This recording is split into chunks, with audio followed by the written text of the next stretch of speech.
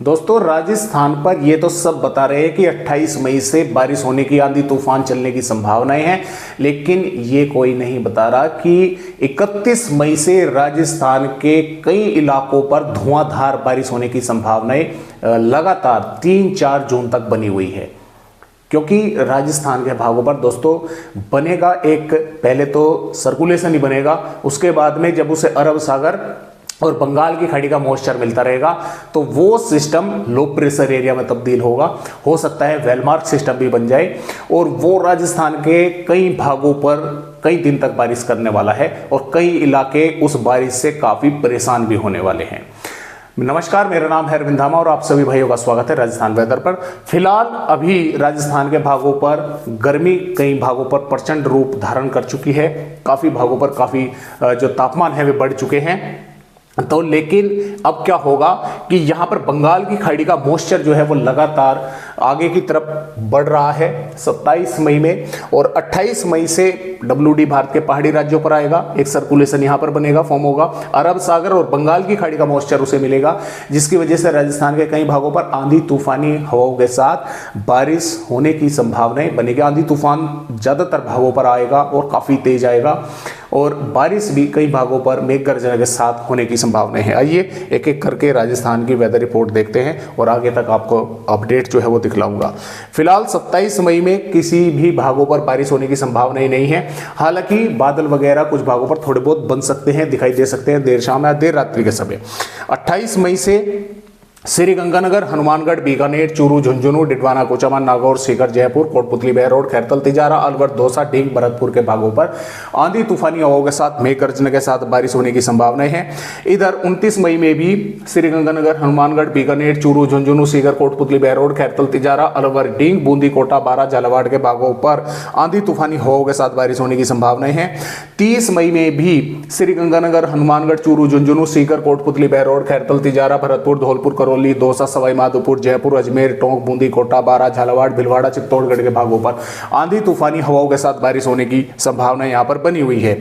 और इसके साथ साथ अगर हम यहां पर चले, ये 27 मई की है। 27 मई में जैसलमेर, फलोदी, बीकानेर, श्रीगंगानगर के भागों पर तापमान अच्छे खासे रहेंगे, ऑरेंज अलर्ट है, जबकि येलो अलर्ट बाड़मेर, बालोतरा और इसके साथ साथ सवाई माधोपुर, टोंक, कोटा के भागों पर और हनुमानगढ़ और चूरू के भागों पर है। यहाँ पर भी तापमान 45-46 डिग्री के या 47 डिग्री के आसपास जो है कुछ भागों पर पहुंच सकते हैं। बाकी भागों पर कोई चेतावनी नहीं है, लेकिन यहाँ पर जो चेतावनी है 28 मई से आंधी तूफानी हवाओं के साथ इन भागों पर दे दी गई है कि कई भागों पर आंधी तूफानी हवाओं के साथ बारिश होगी।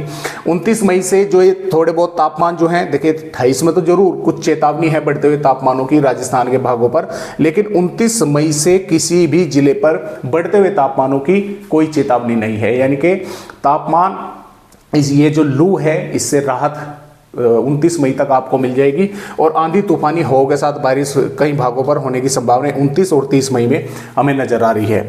अब चलते हैं आगे, जिसका मैं जिक्र कर रहा था शुरुआत में, आपको बताया कि किस तरह से राजस्थान के भागों पर, देखिए ये दोस्तों 31 मई की वेदर रिपोर्ट है। यहाँ पर वो सिस्टम फॉर्म होगा फिलहाल के अपडेटों के अनुसार। देखिए इनमें फेरबदलाव भी होते रहते हैं मौसमी सिस्टमों में। फिलहाल जो अपडेट है मैं आपको वो दिखला रहा हूं, हो सकता है इनमें फेरबदलाव हो।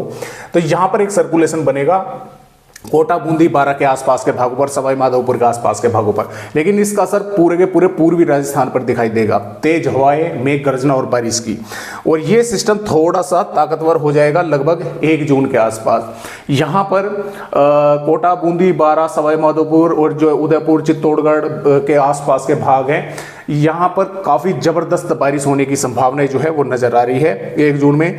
2 जून में ये थोड़ा सा नीचे की तरफ खिसकेगा, लेकिन उदयपुर, डूंगरपुर, बांसवाड़ा, भिलवाड़ा, कोटा, बूंदी के भागों के साथ साथ जालोर, सिरोही, यहाँ पर कई भागों पर आंधी तूफानी हवाओं के साथ ज़बरदस्त बारिश रहेगी।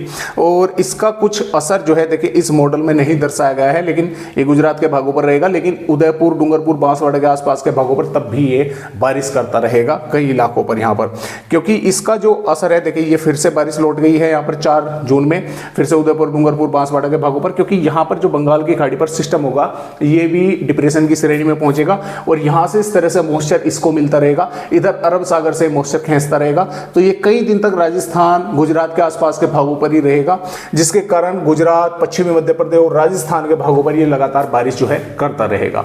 तो इस तरह से फिलहाल राजस्थान का अपडेट है आज की वीडियो में। बस इतनी ही जानकारी, एक नए अपडेट के साथ फिर मिलूंगा, तब तक के लिए नमस्कार।